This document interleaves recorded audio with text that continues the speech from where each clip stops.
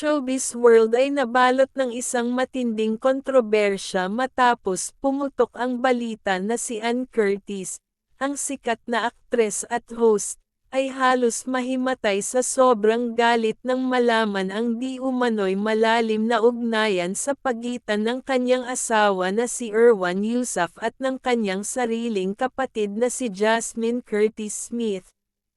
Ang balitang ito ay yumanig sa industriya, dahil kilala si Ann bilang isang matatag na personalidad na laging positibo at maayos ang pagsasama bilang asawa kay Erwan.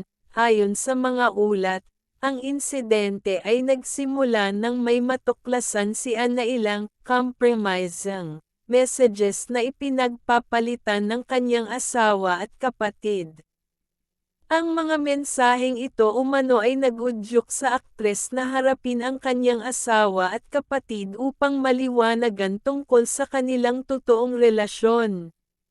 Sa oras na natuklasan ang naturang ebidensya, si Ann ay nahulog sa matinding emosyonal na pag-atake, hindi makapaniwala sa nakita.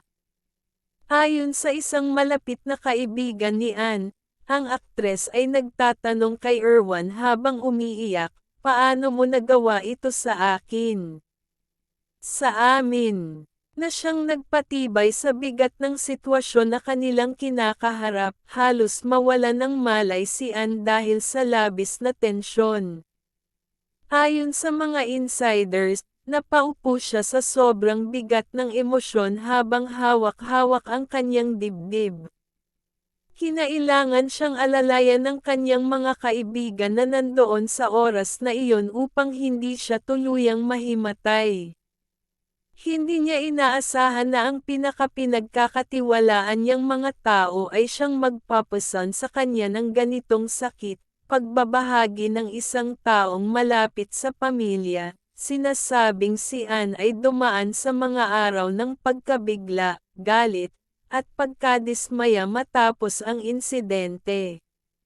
Matapos ang pagkatuklas sa video at mga mensaheng iyon, mabilis na lumalim ang tensyon sa pagitan nina Ann, Erwan, at Jasmine. Iniwasan ni Erwan at Jasmine na direktang sagutin ang mga tanong ni Ann, na mas lalo pang nagpalala ng sitwasyon. Walang malinaw na paliwanag, ayon pa sa source, na lalong nagpabigat sa sitwasyon ng kanilang relasyon bilang mag-asawa at bilang magkapatid, samantala, nananatiling tahimik ang magkabilang panig, na nagpapataas sa haka-haka ng publiko.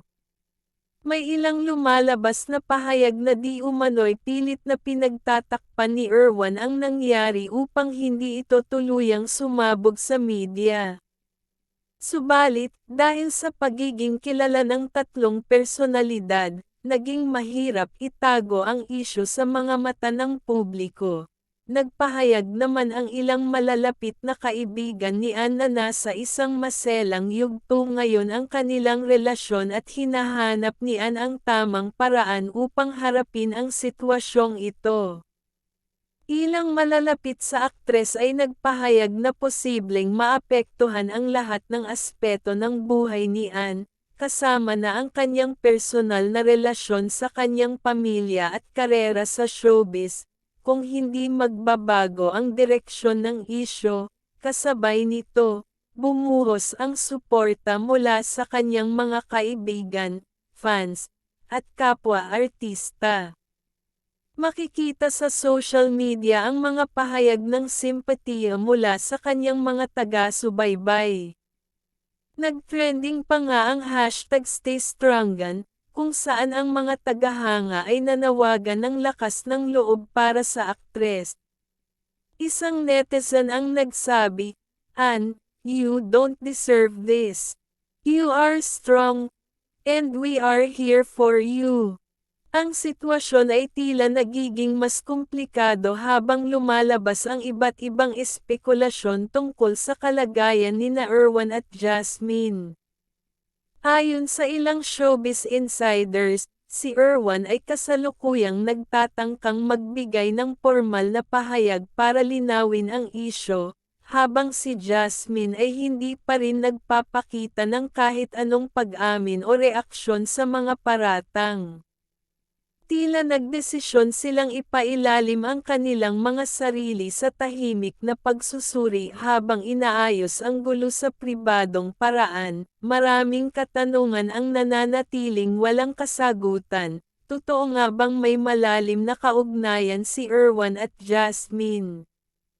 Ano nga ba ang magiging epekto nito sa relasyon ni Ann sa kanyang kapatid at asawa?